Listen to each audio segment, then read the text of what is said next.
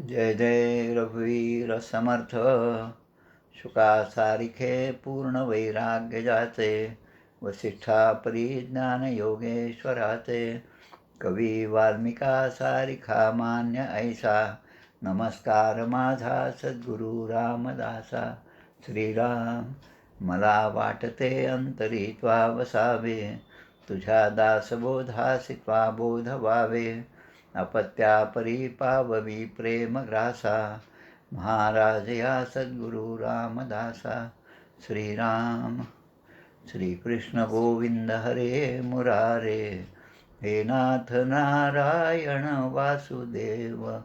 प्रद्युम्न दामोदर विश्वनाथ, मुकुंद विष्णुर्भगवन् नमस्ते. सच्चिदानन्दरूपाय विश्वोत्पत्त्यादिहेतवे, तापत्रय विनाशाय श्रीकृष्णाय वयं नमः. कृष्णाय वासुदेवाय हरये परमात्मने, प्रणतक्लेशनाशाय गोविन्दाय नमो नमः. वसुदेवसुतं देवं कंसचाणूरमर्दनं, देवकी परमानन्दं कृष्णं वन्दे जगद्गुरुं. कृष्णकमलपत्राक्षं पुण्यश्रवणकीर्तनं, वासुदेवं जगद्योनिं नौमि नारायणं हरिं.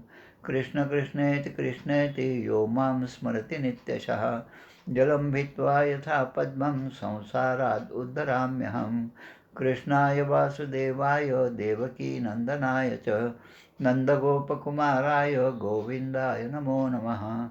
नमः पङ्कजनाभाय नमः पङ्कजमालिने, नमः पङ्कजनेत्राय नमस्ते पङ्कजाङ्घ्रे. गोपाल कृष्ण भगवान की जय. जय जय रघुवीर समर्थ. चतुश्लोकी भागवतातील श्लोक. श्री भगवान उवाच. ज्ञानं परमगुह्यं मे यद्विज्ञानसमन्वितं, सरहस्यं तदङ्गं च गृहाण गदितं मया. यावानहं यथा भावो यद्रूपगुणकर्मकः, तथैव तत्त्वविज्ञानमस्तु ते मदनुग्रहात्. अहमेवासमेवाग्रे नान्यं सदसत्परं, पश्चादहं यदेतच्च यो वशिष्येत सोऽस्म्यहम्. ऋतेर्थं यत् प्रतीयेत् न प्रतीयेच्चात्मनि, यद्विद्यादात्मनो माया यथा भासो यथा तमः. यथा महान्ति भूतानि भूतेषु चावचेष्वनो, प्रविष्टान्यप्रविष्टानि तथा तेषु न तेष्वहम्. एतावदेव जिज्ञासं तत्त्वजिज्ञासुरात्मनः, अन्वयव्यतिरेकाभ्यां यत् स्यात् सर्वत्र सर्वदा. एतमन्तं समातिष्ठ परमेण समाधिना, भवान् कल्पविकल्पेषु न विमुह्यति कदाचित्. गोपाल कृष्ण भगवान की जय. जय जय रघुवीर समर्थ.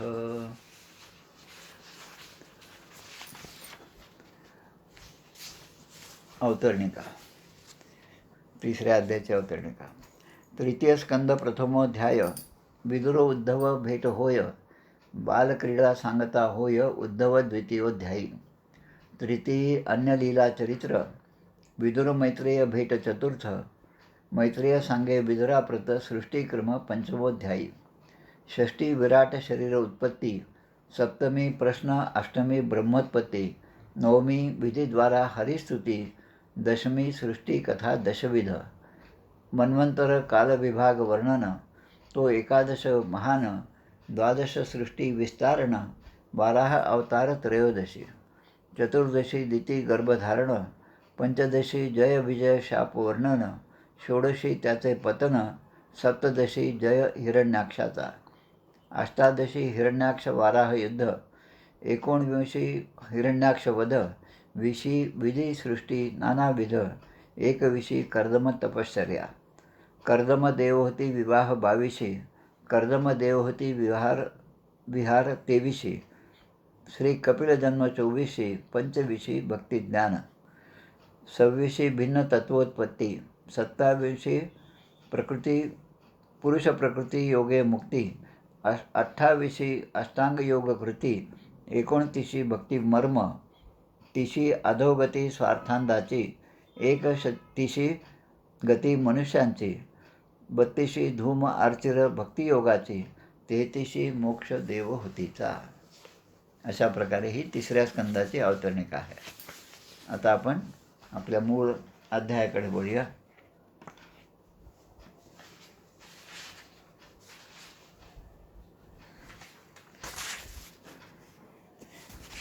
तृतीय स्कंध अष्टमोध्याय. या अध्यायामध्ये ब्रह्मदेवाची उत्पत्ती जी आहे ती सांगितलेली आहे. 7व्या अध्यायामध्ये आपण पाहिलं विदुराने अनेक प्रश्न मैत्रेय ऋषींना विचारलेले होते आणि त्या प्रश्नांची उत्तरं आता मैत्रेय ऋषी देत आहेत. त्यामधला पहिला भाग जो आहे तो ब्रह्मदेवाची उत्पत्ती. ब्रह्मदेव या ठिकाणी कसे निर्माण झाले. मैत्रेय उवाच सत्सेवनीयो बत पुरुवंशो यल्दौकपालो भगवत्प्रधानः बभूविथे हाजित कीर्तिमालां पदे पदे नूतन यस्य भीक्ष्णम.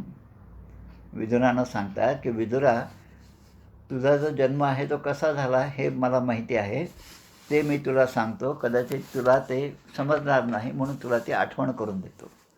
या पुरुवंशात तुझा जन्म झालेला आहे आणि मुळामध्ये तू लोकपाल स्वतः यमराज असा आहेस. लोकपाल म्हणजे सगळ्या जनतेवर सगळ्या लोकांवर जे नियंत्रण ठेवतात. आजही लोकपाल हा शब्द आहे आपल्याकडे. महाराष्ट्र आणि गोव्याचे लोकपाल एकच असतात. ते लोकपाल अनेक राज्यांमध्ये लोकपाल हे नियुक्त झालेले असतात. ते राष्ट्रपतींकडून नियुक्त झालेले असतात. पण हे जे लोकपाल आहेत, यमराज जे आहेत, ही नियुक्ती जी आहे ती स्वतः महाविष्णूंनी केलेली नियुक्ती आहे. आणि प्रत्येक कल्पांतानंतर प्रत्येक कल्पाच्या प्रारंभी हे पुन्हा लोकपाल जे आहेत ते यमराज जे आहेत ते सुद्धा बदलतात. त्यांचं डेझिग्नेशन एकच असतं, यमराज. म्हणजे जसा कलेक्टर बदलला तरी नवीन येणारा कलेक्टर ज्या पदावर बसतो त्यालासुद्धा कलेक्टरच म्हणतात. तसं हे लोकपाल हे यमराज आहेत. म्हणून ते विदुरांना सांगतात या कुरुवंशामध्ये तुझा जन्म झाला आणि म्हणून तो कुरुवंश अत्यंत सेवनीय असा झाला आहे. सत्सेवियानो बत पुरुवंशो यल्लोकपालो भगवत प्रधाना. कारण या कुरुवंशामध्ये, या पांडवांच्या वंशामध्ये भगवंताचा वरदहस्त असल्यामुळे आणि त्या वंशामध्ये तुझा जन्म झाला. प्रत्यक्ष तू यमराज आहेस. आणि त्यामुळे आणि तुझं अजून एक वैशिष्ट्य असं आहे की पदोपदी श्रीहरींची कीर्ती रूप माळ म्हणजे भगवंताच्या कीर्तीची माळ तू अखंडपणे जपत असतो.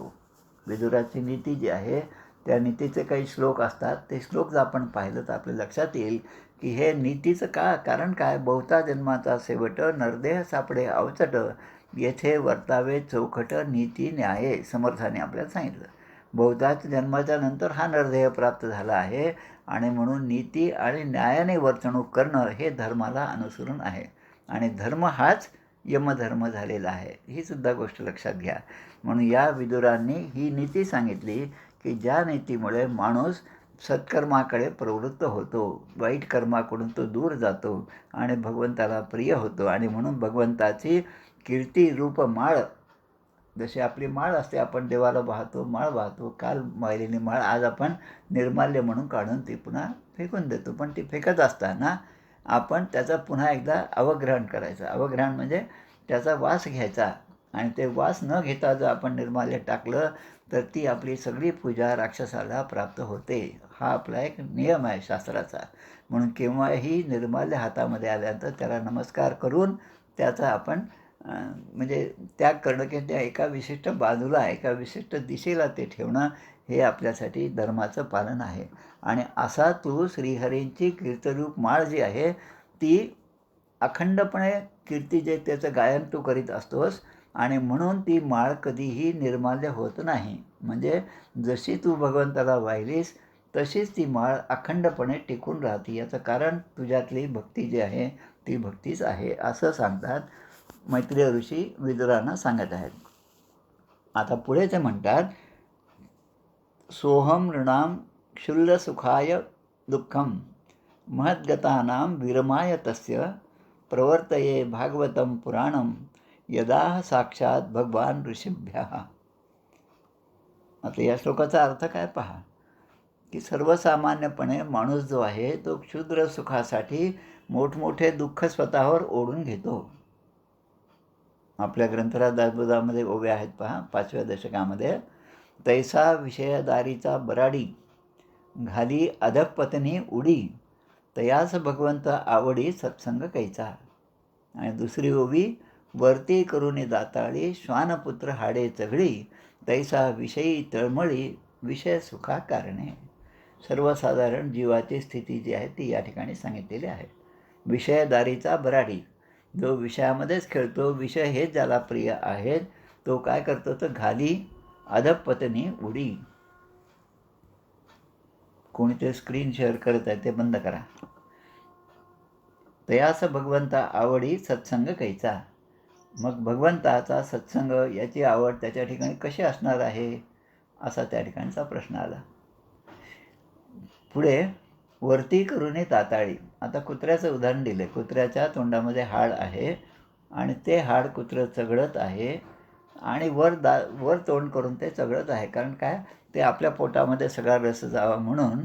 आणि हळूहळू त्या हाडाच्या कडकपणामुळे त्याच्या तोंडातून रक्त गळायला लागतं. आता कुत्र्याला असं वाटतं की ते रक्त त्या हाडातूनच आलेलं आहे आणि म्हणून त्या आनंदात तो असतो. तैसा विषयी तळमळी, विषय सुखा कारणे. म्हणून विषयी जो माणूस आहे, विषयी जो जीव आहे, तो त्या विषयाच्या सुखा कारणे तळमळ करत असतो. आणि मग या ठिकाणी सांगतात, सोहम नृणाम क्षुल्ल सुखाय दुःखम. क्षुल्लक अशा सुखासाठी दुःखच प्राप्त करून घेतो जीव. महद्गताना विरमाय तस्य, प्रवर्तये भागवतम पुराणम, यदाह साक्षात भगवान ऋषिभ्या. आता हे ऋषिभ्या जे आहे, संस्कृतचा अभ्यास चालू आहे म्हणून त्या दृष्टीने या गोष्टीकडे मी पाहतो. अपादानकारक म्हणून आहे, जर त्यामध्ये वियोग, विरह किंवा वेगळे होण्याची क्रिया ज्या ठिकाणी असते तिथे ही पंचमी अपादानकारक या ठिकाणी वापरतात. आता या ठिकाणी पंचमी का वापरली, कारण श्लोक ऋषिभ्या, ऋषिभ्या म्हणजे ऋषींचं अनेक वचन.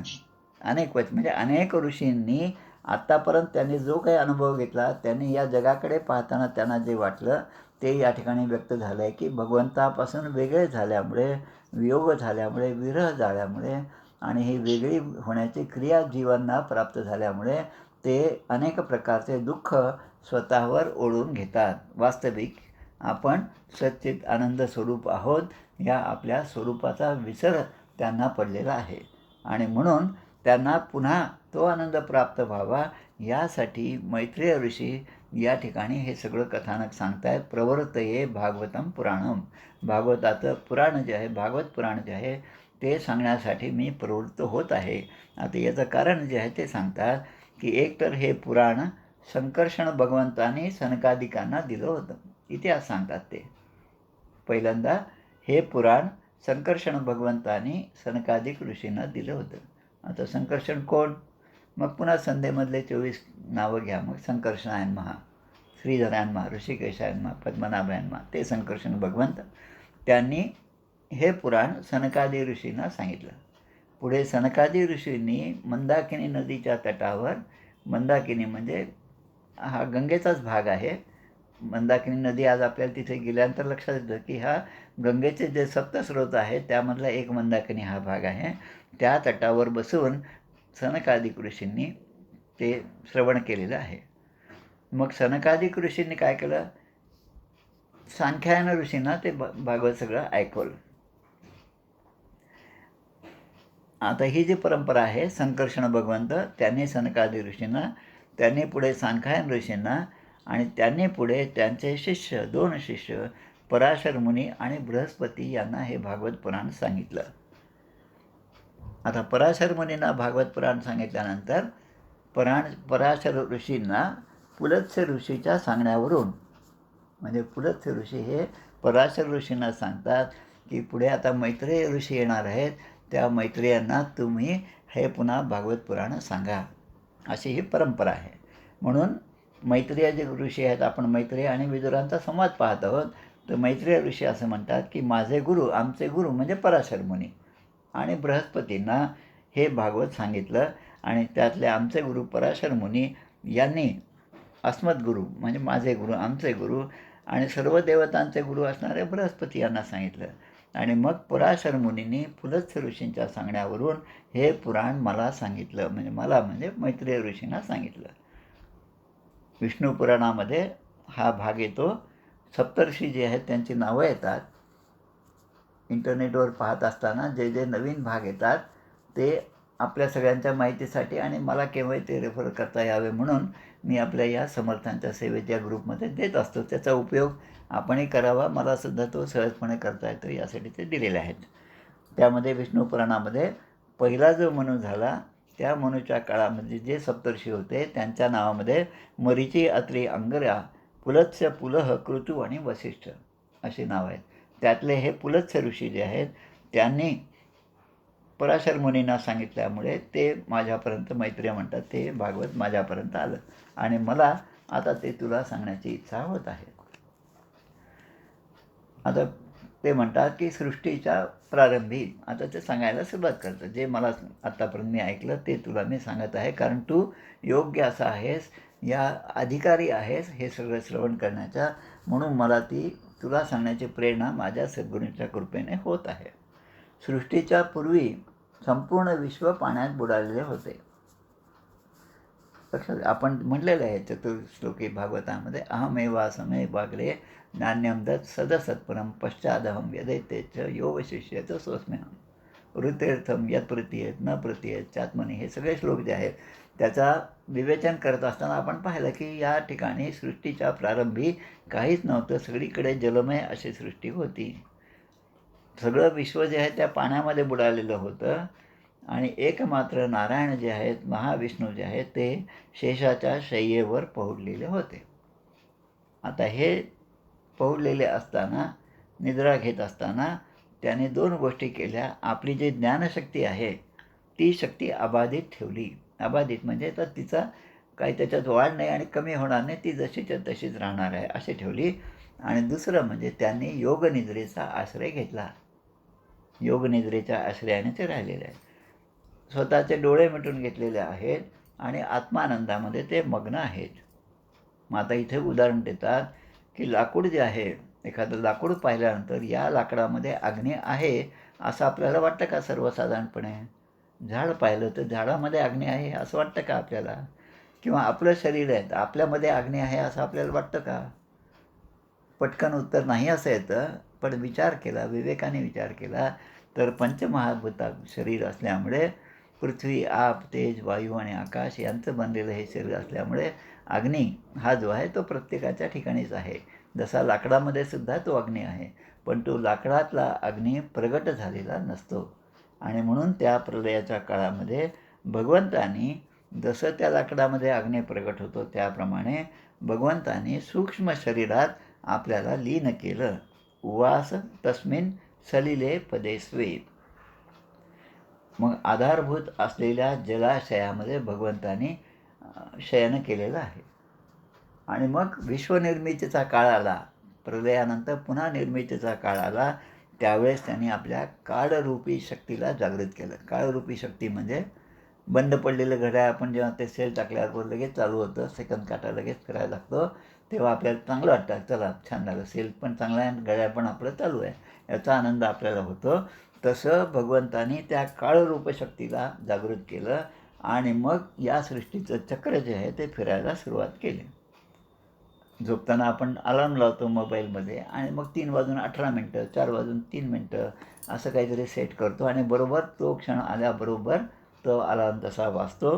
तसं भगवंतानी जाग आल्याबरोबर, जाग म्हणजे काय, ते झोपलेलेच नसतात, पण त्यांना जेव्हा विश्वाची निर्मिती करायची त्यावेळेस त्यांचं कार्य सुरू करण्यासाठी त्यांनी या कालशक्तीला जागृत केलेलं आहे. आता या ठिकाणी 2-3 गोष्टी महत्त्वाच्या आहेत त्या पण आपल्याला पाहायच्या आहेत. आता असा विचार करा की आपण आपल्या घरी आपल्या पलंगावर झोपेमध्ये आहोत आणि केव्हा तरी आपल्याला जाग येते. रात्रभराचं स्वप्नही असतं. जाग आल्यावर आपण आधी काय करतो असं विचार केला तर स्वप्नामधून आपण जागे झालेला असतो. त्यामुळे त्या स्वप्नातलं सुख-दुःख जे आहे त्याचा जे वाईट किंवा चांगला परिणाम आपल्यावर झालेला असतो तो लगेच कमी झाल्याचं आपल्याला जाणवतं. विचार करा की आपण झोपेत आहोत आणि आपल्याला जाग आल्याबरोबर एखाद्या कुठेतरी जागेवर आपल्याला नेऊन ठेवलेलं आहे आणि तिथे आपल्याला जाग आली. जाग आल्यावर आपण काय करतो की आधी उठून पाहतो, चारीकडे पाहतो की आपण कुठे आहोत, हे कुठलं स्थान आहे, हे कोणतं गाव आहे, हे जसं आपण पाहायला लागतो तसं या ठिकाणी त्या सगळ्या जलाशयामध्ये ज्या ठिकाणी विष्णू त्या शेषाच्या शय्येवर पडलेले होते त्या ठिकाणी त्यांच्या नाभीतून नाभिकमळ म्हटलेलं आहे. जसं हृदयकमळ, शिरकमळ तसं नाभिकमळ, त्यामधनं एक नाल निघाली आणि त्यामध्ये एक सुंदर असं कमळाचं पुष्प जे आहे त्या ठिकाणी निर्माण झालं. आणि भगवंताने काय केलं असेल तर त्यामध्ये प्रविष्ट झाले भगवंत. त्या कमळाच्या मधोमध ज्या ठिकाणी आपण परागकण जे सेवन करतात त्या परागकणाच्या जागेवर अगदी सेंटरला ते भगवंत प्रविष्ट झाले आणि त्यातून ब्रह्मदेव प्रगट झाले. म्हणजे शरीर रूपाने ब्रह्मदेव आता त्या ठिकाणी निर्माण झाले. मग या ब्रह्मदेवाची निर्मिती कोण केली तर हे ब्रह्मदेव स्वयंभू आहेत. जसं आपण सज्जनगडावर जातो, समर्थांची समाधी पाहतो, तेव्हा मग लक्षात येतं की ही समाधी स्वयंभू आहे. म्हणजे कोणीही बांधलेली अशी समाधी नाही, ती आपोआप जमिनीतून वर आलेली आहे. तेथे जागृत रामदास विलसे जो या जना उद्धरी, अशी जागृत समाधी त्या ठिकाणी आहे. ती स्वयंभू असं ते ब्रह्मदेवाचं स्वरूप आहे. आणि पुढे सांगतात आता जसं आपण झोपेतून जागा झाल्यावर त्या ठिकाणी पाहतो, इकडे तिकडे पाहतो आणि आपण कुठे आहोत याचा आपण अंदाज घेतो आणि ते लक्षात आल्यावर म्हणतो की आपण नाही, मी एकदम या रेल्वे स्टेशनवर कसा आलो, मला इथं कोणी आणलं. अशीच कथा आमच्या ब्रह्मानंद महाराज म्हणजे आपले बेलदडीकर ब्रह्मानंद महाराज गोंधळेकर महाराजांचे शिष्य आणि मोठे शिष्य, अगदी अधिकारी असलेले शिष्य, हे त्या बदामीच्या देवीकडे गेले होते. त्या ठिकाणी त्याने अनुष्ठान केलं आणि त्या ठिकाणी त्यांना भोवळ आली आणि ते त्या ठिकाणी बेशुद्ध अवस्थेमध्ये पडलेले होते. आणि त्यांना जेव्हा जागृती आली तेव्हा ते त्या एका ठिकाणी बाहेर पडलेले त्यांना दिसलं आणि ते ठिकाण कोणतं हे त्याने जेव्हा पाहिलं तेव्हा ते बालाजीचं मंदिर होतं आणि त्या बालाजीने त्यांना ते जागं केलं. व्यंकटापूर त्या गावाचं नाव, व्यंकटापूरच्या बालाजीचं मग त्याने दर्शन घेतलं आणि मग तिथून त्यांना जसा आदेश झाला त्याप्रमाणे सद्गुरूच्या शोधासाठी ते बाहेर पडले. तसंच या ठिकाणी ब्रह्मदेवांना जाग आली आणि त्यांनी पाहिलं की आता जेव्हा आपण अशा अवस्थेमध्ये असतो की जिथे कुठेही रेफरन्स पॉईंट काहीच नाही, आकाशामध्ये जेव्हा आपण असतो, विमानात असतो, तेव्हा आकाशाच्या बाहेर आपण कितीही विचार केला तरी आपण कुठे आहोत हे सांगता येत नाही. विज्ञानाने सांगता येतं ही गोष्ट वेगळी, पण कुठल्या रेफरन्समध्ये कुठल्या संदर्भात आपण कुठे आहोत हे सांगता येत नाही. एखादा खांब असेल तर मी खांबाच्या मागे आहे, पुढे आहे, बाजूला आहे हे सांगू शकतो, पण काहीच आधार नसताना मी कुठे हे जसं सांगता येत नाही, तशी अवस्था ब्रह्मदेवांची झाली. ब्रह्मदेवाने सगळीकडे आपले डोळे फिरवून पाहिले, मान पडवून पाहिली आणि मग आकाशातसुद्धा पाहू लागले आणि मग त्यांना 4 दिशांना 4 तोंडे प्राप्त झाली. मग ते विचार करू लागले, जसं आपण विचार केले या मगाच्या उदाहरणामध्ये की मी कुठे आहे, रेल्वे स्टेशन. मग कोणतं रेल्वे स्टेशन आहे, कोणतं गाव आहे, कोणतं राज्य आहे, असे अनेक प्रश्न आपल्याला जसे पडतात तसं त्या कमलकर्णिकेवर बसलेल्या ब्रह्मदेवांना विचार मनामध्ये आले की मी कोण आहे आणि या ठिकाणी इतर काहीच नाही, सगळीकडे पाणीच पाणी आहे. मग हे कमळ आलं कुठून, याचा आधार काय, कशाच्या आधारावर हे कमळ आज या ठिकाणी उगवलेलं आहे, असा विचार करत ते कमळ कुठून निर्माण झालं, कुठून उत्पन्न झालं असा शोध घेण्यासाठी ते खाली खाली तिथून उतरायला सुरुवात झाली. आणि आपलं उत्पत्ती स्थान कोणतं आहे, करी सुख संवाद जो उगमाचा, जगी धन्य तो दास सर्वोत्तमाचा, मनाच्या श्लोकामधले 2 चरण आहेत. म्हणायला खूप सोपं आहे. करी सुख संवाद जो उगमाचा, जीवांनी माझा जन्म कोणापासून झालेला आहे त्याचा अन्वय आणि व्यतिरेकाभ्याम, हे शब्द आहेत दोन्ही, अन्वय आणि व्यतिरेक, ते करत करत विवेकाने मी कोण, माझा जन्म कशासाठी झाला आणि या ठिकाणी माझं कोणतं कर्तव्य, जे कोणतं कार्य आहे जे मी केलं पाहिजे याचा निश्चय होण्यासाठी तद्विधी प्रणिपातेन परिप्रश्नेन सेवया उपदेक्षन्ते ते ज्ञानं ज्ञानीनं तत्त्वदर्शिना. म्हणजे कुठल्या तरी सद्गुरूच्या चरणाची कास धरली पाहिजे. त्याप्रमाणे हा विचार त्यांच्या मनामध्ये आला. म्हणून ते आता आपलं जे मूळ आहे त्याचा शोध घेण्यासाठी प्रयत्न करण्यासाठी ते एका आसनावर स्थिर झाले, त्याच कमळामध्ये. भगवद्गीतेमध्ये एक श्लोक आहे, तत्ते एकाग्रम मनः कृत्वा यच्चित्तेंद्रिय क्रियाः उपविश्यासने युञ्जान उद्योगम आत्मविशुद्धये. मन आणि इंद्रियांचे संयमन करणे, कारण त्यामधून आत्मशुद्धी, अंतःकरणशुद्धी होती. त्याप्रमाणे या ठिकाणी ब्रह्मदेव आसनामध्ये स्थिर झाले. ततो निवृत्तो प्रतिलब्ध कामः सधिष्णुमासाद्य पुनः स देवः शनैर्जितश्वास निवृत्तचित्तो नशीददारूढ समाधी योगः. म्हणजे आपली इच्छा पूर्ण न झाल्यामुळे, म्हणजे माझं मूळ जे आहे ते कुठून मी आलो हे न समजल्यामुळे निराश झाले ब्रह्मदेव आणि पुन्हा त्या कमळाच्या मधोमध जाऊन पुन्हा ते माघारी फिरले आणि तिथे बसले. आता आधारभूत त्या कमळावर बसून त्यांनी प्राणवायूवर विजय मिळवला. अष्टांग योग साधनेमधले हे सगळे प्रकार आहेत. यम, नियम, आसन, प्राणायाम, प्रत्याहार, धारणा, ध्यान, समाधी. प्राणायाम म्हणजे प्राणावर विजय मिळवला आणि मग आपलं चित्त जे आहे ते निर्विकार केलं. म्हणजे चित्तामध्ये आता कुठल्याही तरंग उठणार नाही अशी अवस्था त्याने प्राप्त केली आणि मग ते समाधी अवस्थेमध्ये स्थिर झाले.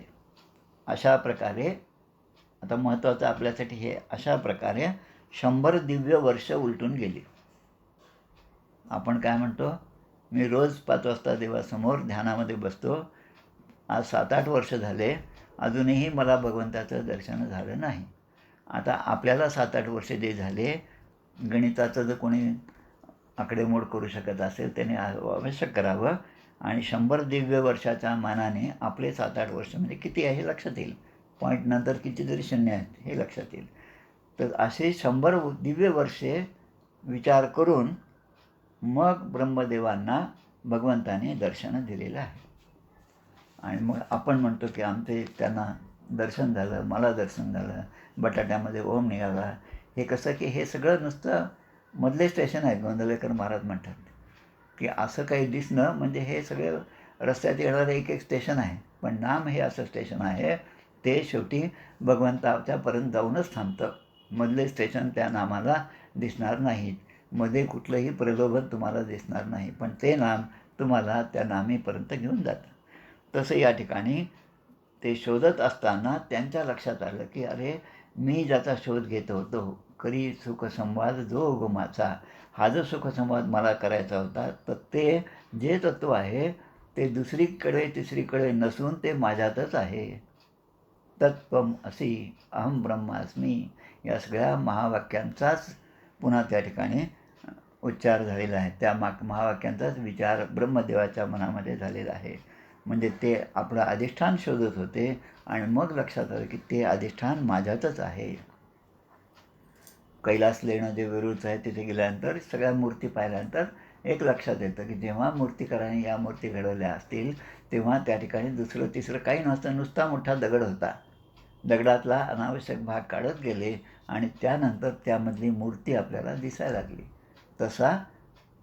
तैसा देही चक्रपाणी, देहदेवाचे मंदिर, त्याचा आत्मा परमेश्वर, हे जे अभंग आहे तो त्याच अर्थाने आहे. आणि मग भगवंताच्या लक्षात आलं की हे माझ्यातच भगवंत आहेत असं ब्रह्मदेवाच्या लक्षात आलं. कुठे शोधीसी रामेश्वर, कुठे शोधीसी काशी, हृदयातील भगवंत राहिला हृदयातून उपाशी. आणि हा भगवंत शोधायचा तर तो कसा, तर ते झाडं फुलांनी आले बहरून, ते बहरून आलेलं फुलांचं झाड पाहिल्यावरसुद्धा भगवंताची आठवण येणं म्हणजेच करी सुखसंवाद जो उगमाचा. आता ते म्हणतात की भगवंत आता दर्शन दिलं भगवंतानी आणि म्हणतात की त्या भगवंताचं दर्शन झाल्याबरोबर त्या जलाशयामध्ये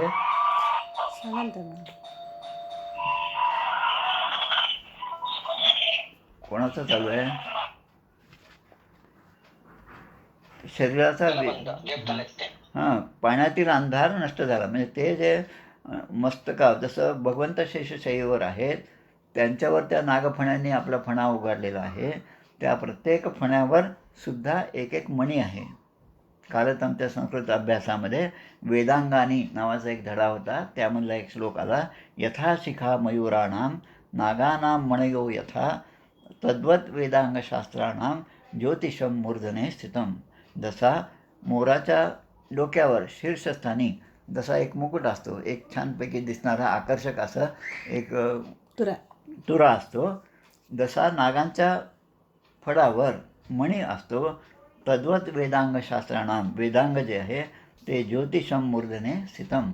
ज्योतिषविद्या हे जे वेदांगाचं एक अंग आहे त्यामध्ये ज्योतिषाचं स्थान हे मूर्धने म्हणजे सगळ्यात महत्त्वाचं स्थान आहे. तसं या ठिकाणी त्यांना दिसलं की या नागांच्या मस्तकावर असणाऱ्या मण्यांनी सगळ्या पाण्यामधला अंधकार जो होता तो दूर झालेला आहे. मग भगवंतांनी आपल्या शरीराचा विस्तार केला आणि मग लक्षात आलं की सगळं त्रैलोक्यच त्याने त्रैलोक्य व्यापलेलं आहे. आणि भक्तांवर कृपा करण्यासाठी भक्त काय करतात की भगवंताच्या चरणकमलाचं दर्शन घेतात. तसं या ठिकाणी दर्शन ब्रह्मदेवांना झालेली आहे.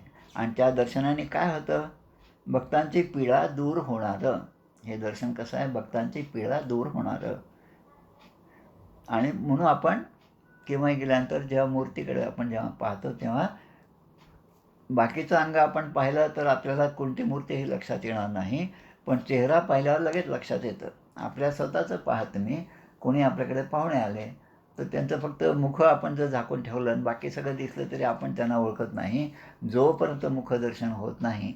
आणि म्हणून मुखदर्शनाला तेवढं महत्त्व आहे. शेगावला गेल्यानंतर काही नाही झालं तरी मुखदर्शन, पंढरपूरवर गेल्यानंतर धुली दर्शन म्हणतात त्याला, की गेल्याबरोबर एकदा भगवंताचं दर्शन घ्यावं आणि मग दुसऱ्या दिवशी सकाळी पुन्हा सगळं शुचिर्भूत होऊन पुन्हा आपण दर्शन घ्यावं. ही जी परंपरा आहे ती त्यातूनच आली. तिरुपतीला जाताना सुद्धा आपलं लक्ष जे असते ते भगवंताच्या मुखकमळाकडे असतं. गळ्यामध्ये वनमाळा आहेत वगैरे हे सगळे जे वर्णन आहे ते नंतर आपल्याला दिसतं, पण आपलं प्रसन्न काय होतं की भगवंताचं मुख ते पाहिल्याबरोबरच आपलं जे सगळं जीवाचा जो आत्तापर्यंत श्रम होतो तो श्रम निघून गेलेला असतो. म्हणून अधिष्ठानम तथा कर्ता करणंच पृथक विधम विविधाश्च पृथक चेष्टा दैवम चैवात्र पंचमम. अधिष्ठान एखाद्या गोष्टीचं, करता तो कार्य करणारा, करणं कुठल्या साधनाने ते आपण भगवंताची प्राप्ती केली हे जरी वेगवेगळं असलं तरी दैवम चैवात्र पंचमम. दैव हे अत्यंत महत्त्वाचं आहे. भगवंताची कृपा, गुरुची कृपा ही अत्यंत महत्त्वाची आहे. म्हणून आपल्या साधनेमध्ये जोपर्यंत गुरुची कृपा होणार नाही तोपर्यंत आपल्याला अशा प्रकारचं दर्शन होणार नाही. आता पुढे ते म्हणतात, तर हे व तन्नाभि सरसरोज महात्मानंभ श्वसनं वियच्च ददर्श देवो जगतो विधाता नातः परम लोक विसर्ग दृष्टी. म्हणजे विश्वाची रचना प्रलय कालानंतर पुन्हा करणाऱ्या ब्रह्मदेवांना नाभी सरोवरातून प्रगट झालेल्या त्या ब्रह्मदेवांना काय दिसलं, तिथे आता पण फक्त पाणी दिसत होतं, पण आता त्यांना काही क्षण का असेना भगवंताचं दर्शन झालं. आणि मग त्यांना जी साधनसामुग्री त्या ठिकाणी दिसली त्यामध्ये 5 गोष्टी होत्या. एक म्हणजे कमळ, दुसरं म्हणजे जल पाणी, त्यानंतर आकाश, त्यानंतर वायू आणि त्यानंतर आपलं स्वतःचं शरीर. ह्या 5 वस्तू त्यांना दिसल्या. जेव्हा आपण एखाद्या निर्जन अशा ठिकाणी जातो त्या ठिकाणी आपल्याजवळ असणारी जी काही साधनं असतील त्या साधनांचा चांगल्या चांगल्या प्रकारे उपयोग करून आपण पुन्हा आपल्या स्वस्थितीला, पुन्हा आपल्या घरी येण्याचा जसा प्रयत्न करतो तसं या ठिकाणी ब्रह्मदेवाने या 5च गोष्टीवर लक्ष केंद्रित केलं आणि जगाची निर्मिती करण्यास सुरुवात केली. कोणत्या 5 गोष्टी? कमळ, जल, आकाश, वायू आणि शरीर. शरीर धर्मम खलु धर्म साधनम. शरीर जे शरीर आद्य ते आद्य असं खलु धर्म साधनम. आपल्या धर्माच्या प्राप्तीसाठी, भगवंताच्या प्राप्तीसाठी अत्यंत महत्त्वाचं हे शरीर आपल्याला प्राप्त झालेले आहे. आणि ते कित्येक योनीतून प्रवास केल्यानंतर हे अनायासाने प्राप्त झालं. अनायासाने म्हणजे आपल्याच्या पूर्व पुण्याईने प्राप्त झालं. मग त्याचा जास्तीत जास्त चांगला उपयोग भक्तांनी करावा आणि भगवंताचं दर्शन घ्यावं. याशिवाय त्या ब्रह्मदेवांना दुसरं काहीच दिसलं नाही. आणि मग पुढच्या श्लोकामध्ये म्हणतात, सकर्म बीजम रजसोपरक्त प्रजा शुश्रूषणीय देव दृष्ट्वा अस्तौ द्विसर्गा अभिमुखस्तमिद्य मव्यक्त वर्तमान्य विवेशित आत्मा. म्हणजे रजोगुणाने प्राप्त झालेला ब्रह्मदेव. आता ब्रह्मदेवाची उत्पत्तीच कशासाठी झाली की आता या ठिकाणी उत्पत्तीचं कार्य तुम्हाला करायचं. म्हणजे एखाद्या गावामध्ये गेल्यानंतर जे निर्जन अशी वस्ती आहे तिथे कोणी नाही, त्या ठिकाणी गेल्यानंतर पहिल्यांदा आपण काय करू असाच विचार केला. तर जो पहिल्यांदा जातो तो त्या ठिकाणचा विचार करतो. एक क्लिंट इस्टवूड नावाचा एक नट होता, त्याचा एक सिनेमा होता, इंग्रजी सिनेमा कास्ट अवे नावाचा. हा एकदा पुण्याच्या मुक्कामध्ये असताना आम्ही पाहिला. एका निर्जन अशा बेटावर तो माणूस जाऊन पोहोचतो. त्याचं बोट जी असते ती कुठेतरी अडखळत वगैरे म्हणजे अपघाताने तो त्या ठिकाणी जातो आणि त्याच्या लक्षात येतं की या ठिकाणी आपण एकटेच आहोत त्या बेटावर.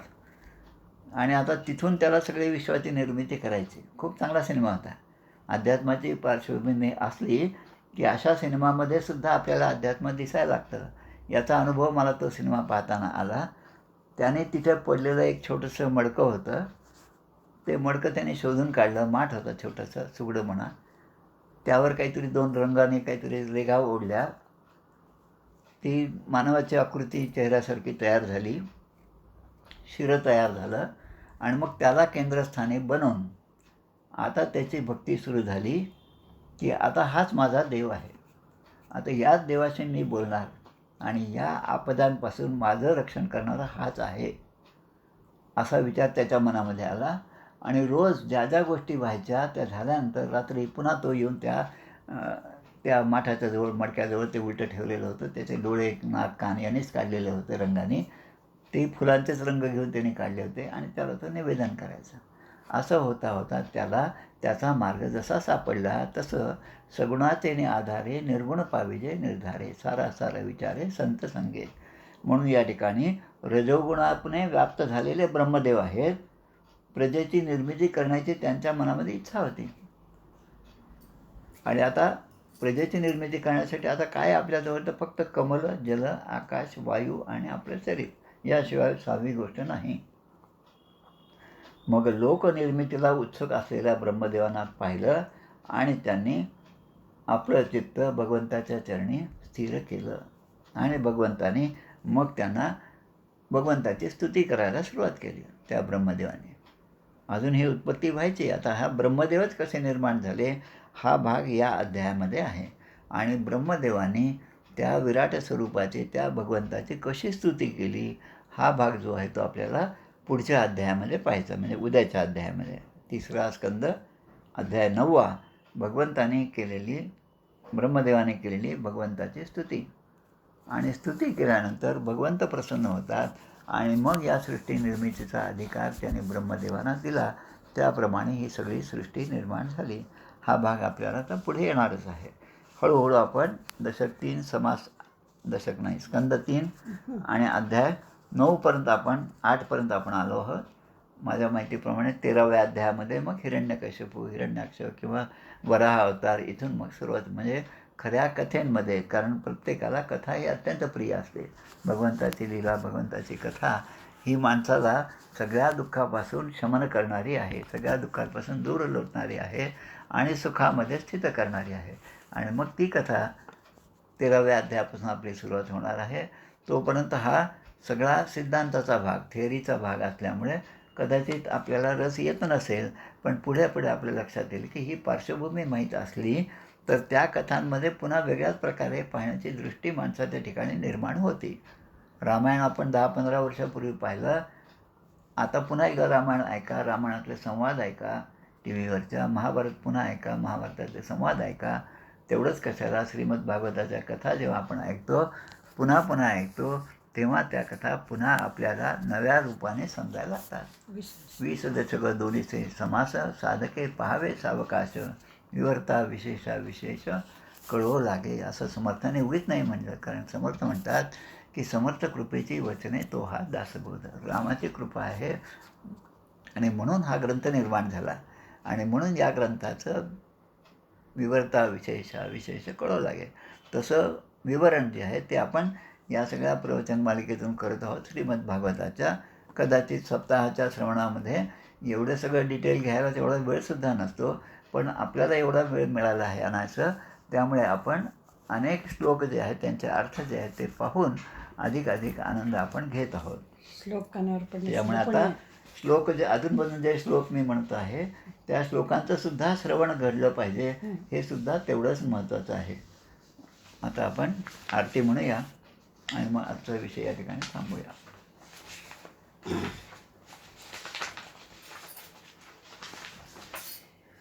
जय जय रघुवीर समर्थ.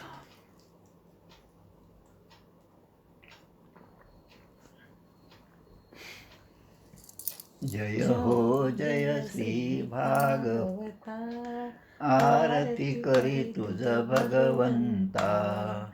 जय हो जय श्री भागवता, आरती करी तुझ भगवंता.